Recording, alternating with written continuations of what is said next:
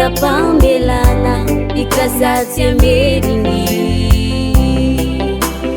iala amizay tsy mety tompo mamindafo aminay ifona izay fa nisy taminay tsodrana raha mipepaky izay tompo mamindafo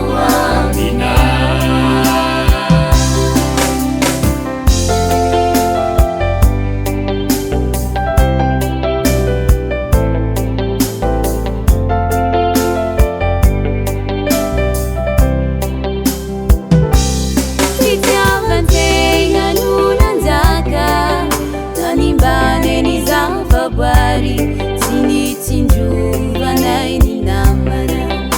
sejapauriana harina sivuni naija natone nampiadi inachandauiza angiritirita adalani favita Kristio mamindafo aminay ifona izay fa nisy taminay tsodrana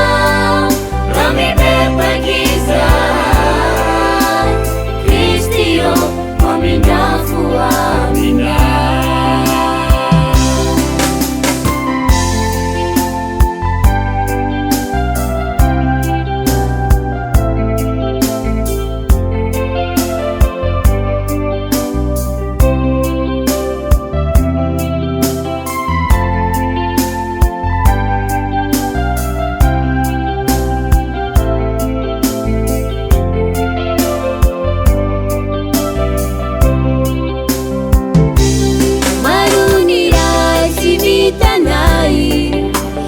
Mendrika izay nefa vonona anatanteraka